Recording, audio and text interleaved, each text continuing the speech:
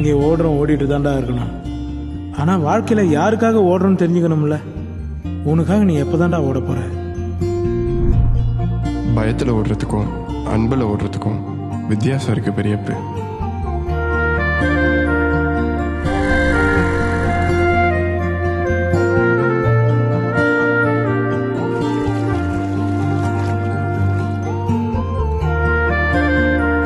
எங்க வீட்டு பிரச்சனையில யாராச்சும் தலையிட்டீங்க, எரிச்சு விடுவேன்.